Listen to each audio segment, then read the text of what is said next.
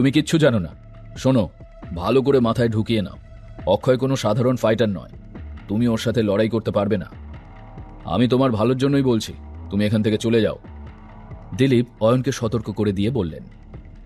কিন্তু আমি সত্যিই অক্ষয়ের সঙ্গে লড়াই করতে এসেছি। অয়ন কিছু ভাবতেই পারছিল না যে তার কথায় কেউ বিশ্বাস করছিল না কেন। লড়াই করতে না আত্মহত্যা করতে? কেউ পেছন থেকে ফুট কেটে বলে উঠল। আঙ্কেল, আপনি কি মার্শাল আর্টিস্ট? প্রিয়া হঠাৎ হাসতে হাসতে জিজ্ঞাসা করল। আঙ্কেল? অয়ন বেশ চিন্তায় পড়ে গেল। ওকে কি এতটাই বুড়োদের মতো লাগছে যে একটা কম বয়সী মেয়ে ওকে আঙ্কেল বলে ডাকছে? প্রিয়া, বেশি কথা না বলে নিজের কাজ করো গিয়ে। দিলীপ প্রিয়াকে চোখ রাঙিয়ে বললেন। প্রিয়া ভীষণই ছটফটে আর খুব বেশি কথা বলে। প্রিয়া এবার বুঝতে পারল সে ভুল কিছু বলে ফেলেছে, তাই সে একদম চুপ হয়ে গেল। কিন্তু চুপি চুপি অয়নের দিকে তাকিয়ে ও মুখটা একটু ভেঙচিয়েও দিল। তোমার কি অক্ষয়ের সঙ্গে কোনো শত্রুতা আছে? দিলীপ সরাসরি প্রশ্ন করলেন। আসলে উনি বুঝতে পারছিলেন অয়ন এখানে ঠাট্টা করতে আসেনি, কিন্তু অক্ষয়ের সঙ্গেই কেন লড়াই করতে চায় এই ছেলেটা। তবে কি তার কোনো শত্রুতা আছে অক্ষয়ের সঙ্গে? হ্যাঁ, একটা ব্যাপার হয়েছিল আমাদের মধ্যে। মানে, তুমি যদি কিছু মনে না করো, আমি কি জানতে পারি তুমি কি করতে চাও? আমি শুধু প্রতিশোধ নিতে চাই। অয়ন এমনভাবে বলল যেন সে পুরোটা প্ল্যান করেই নিয়েছে।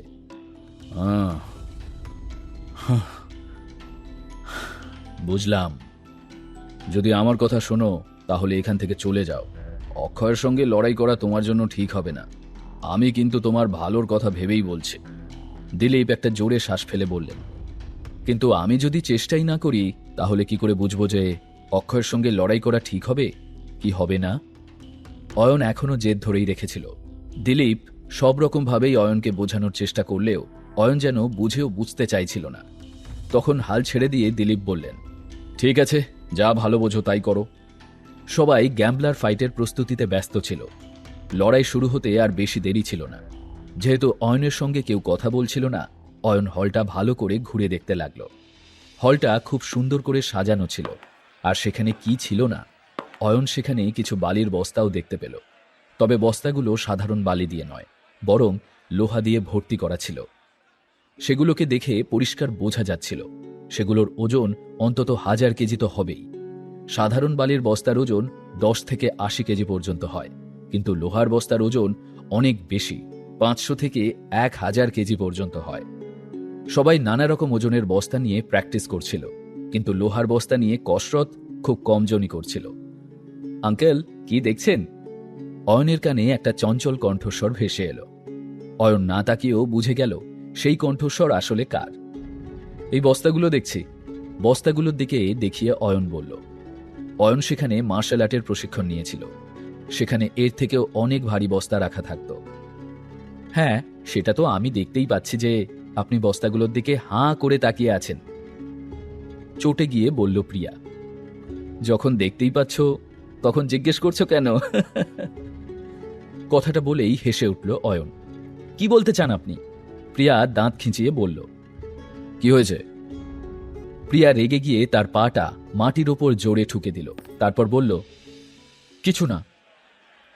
অয়ন আবার বস্তাগুলোর দিকে দেখতে লাগলো। যখন প্রিয়া দেখল যে অয়ন তাকে এড়িয়ে যাচ্ছে, তখন প্রিয়া মনে মনে ঠিক করে নিল যে একে আজ একটা শিক্ষা দিতেই হবে। আঙ্কেল, এই বস্তাগুলো ধরে দেখতে চান? প্রিয়া জিজ্ঞেস করল। কিভাবে? অয়ন প্রিয়ার চোখে শয়তানি বুদ্ধির ছাপ স্পষ্ট দেখতে পেলেও সেটা বুঝতে না দিয়ে জিজ্ঞেস করল। আপনার হাতটা মুঠো করুন, আর তারপর ওই মুঠো দিয়ে জোরে বস্তায় একটা ঘুষি মারুন। দেখুন, আপনি বুঝতে পারবেন যে এই বস্তায় মারলে কিরকম লাগে। প্রথমটায় একটু কিন্তু কিন্তু লাগলেও পরে প্রিয়া হেসেই বলল অয়নকে। ও তাই, এত সহজ? অয়ন ভালোই বুঝতে পারছিল যে প্রিয়া আসলে তাকে বোকা বানাতে চাইছে, কারণ ওই বস্তা লোহা দিয়ে ভর্তি ছিল। এরকম একটা লোহা ভর্তি বস্তায় কেউ যদি জোরে আঘাত করে তাহলে তার কবজি ভেঙে যাবে। হ্যাঁ, বলল প্রিয়া। ঠিক আছে, আমি চেষ্টা করছি। হ্যাঁ আঙ্কেল, আপনি পারবেন, প্রিয়া হাসতে হাসতে বলল। সে জানত যখন অয়ন জোরে বস্তায় ঘুষি মারবে তার হাতে প্রচণ্ড চোট লাগবে, আর তারপরই সে ব্যথায় ছটফট করে চিৎকার করবে। অয়ন বস্তার সামনে গেল এবং আঘাত করার জন্য একদম রেডি হয়ে গেল। আর তখনই থামুন! প্রিয়া চিৎকার করে বলল। অয়ন মনে মনে ভাবতে লাগল, এই মেয়েটার আসলে সমস্যাটা কি? আঙ্কেল, আপনার পজিশন ঠিক নেই। এটুকু বলেই প্রিয়া অয়নের পজিশন ঠিক করার জন্য তাকে সাহায্য করতে গেল। আঙ্কেল, বস্তায় আঘাত করতে হলে তো আপনাকে কোমরের জোর লাগাতে হবে, তাই প্রথমে আপনার কোমর শক্ত করুন। যদি এইভাবে স্টিফভাবে দাঁড়ান তাহলে আপনি পাঞ্চ করতে পারবেন না। এটা শুনে অয়নের মুখটা গম্ভীর হয়ে গেল। প্রিয়া যা করতে বলছিল সেটা করলে তার প্রচণ্ড চোট লাগতে পারে। ঠিক আছে আঙ্কেল, এবার আপনি মারুন বস্তায়, প্রিয়া বলল। আর মনে মনে ভাবল, যাক, এবার সরাসরি হাসপাতালে যাবে একেবারে। যদি আমি বলি যে আমি এই বস্তাটা নাড়াতে পারি, তবে তুমি বিশ্বাস করবে? অয়ন প্রশ্ন করল। আঙ্কেল, আপনি মজা করা বন্ধ করবেন? এর ওজন 500 কেজি, জানেন সেটা? আমি আপনাকে এটাতে আঘাত করতে বলিনি, শুধু হাত দিয়ে অনুভব করতে বলেছিলাম, প্রিয়া চোখ ঘুরিয়ে বলল। প্রিয়া জানত এখানকার সব থেকে পুরনো আর ট্রেন্ড মার্শাল আর্টিস্টও এই বস্তা নাড়াতে পারে না। তাহলে একজন সাধারণ মানুষ সেটা কিভাবে করবে? কিন্তু সে কিছুই বলল না, চুপ থাকল। আর যদি আমি করে দেখাই? অয়ন কনফিডেন্টলি বলল। ঠিক আছে, যদি আপনি এটা করে দেখাতে পারেন তাহলে আমাকে যা ইচ্ছে হয় শাস্তি দেবেন। প্রিয়া কথাটা বলে তো দিল, কিন্তু মনে মনে সে ভাবল, যদি এই লোকটা সত্যি বস্তাটা নাড়াতে পারে তাহলে কি শাস্তি দেবে রে বাবা? সত্যি তো? অয়ন আবার জিজ্ঞেস করল। হ্যাঁ, সত্যি। কারণ প্রিয়ার বিশ্বাস ছিল যে অয়ন এই কাজটা কিছুতেই করতে পারবে না। পরে আফসোস করো না কিন্তু। কথাটা বলার পরেই অয়ন বস্তায় আঘাত করার জন্য রেডি হয়ে গেল। তুমি ঠিক করে দাঁড়াও। প্রিয়া কথাটা শেষ করতেও পারল না, আর অয়ন তার আগেই বস্তাটাকে ধরে নাড়িয়ে দিল। এটা দেখে প্রিয়া আর কোনো কথা বলার মতো অবস্থায় ছিল না। প্রিয়া চোখ বড় বড় করে একবার অয়নকে দেখছিল আর একবার লোহা ভর্তি ওই বস্তাটাকে। কিন্তু এটা কি করে সম্ভব হলো? আচ্ছা আচ্ছা, লোক যা করতে পারেনি সেটাই সাধারণ একজন মানুষ কি করে করল? প্রিয়া বারবার সেই বস্তার দিকে তাকাচ্ছিল, যেটা এখনো নড়ছে।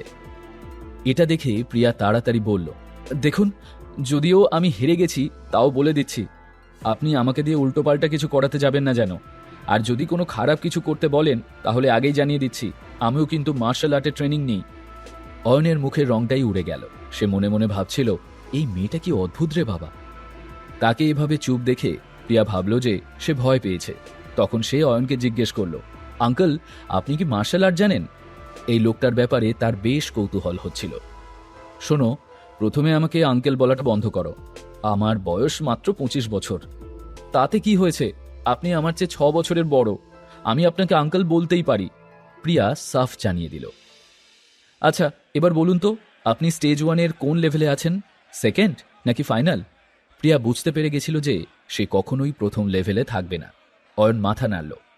যখন তার বয়স 17 বছর ছিল তখনই স্টেজ 1 পেরিয়ে এসেছে সে, আর এখন সে স্টেজ 2-তে। যখন প্রিয়া এটা জানতে পারল তখন ও এতটাই অবাক হয়ে গেল যে তার চোখগুলো বড় হয়ে গেল। সে জানতে চাইছিল অয়ন কি স্টেজ 2 মার্শাল আর্ট ফাইটার। এখন অয়ন জবাবে কি বলবে? ওখানে অক্ষয়ের সঙ্গে কি লড়াই করবে অয়ন? জানতে হলে শুনতে থাকুন এই গল্পটি, শুধুমাত্র পকেট এফএমে। লিঙ্কটি রয়েছে ডেসক্রিপশনে।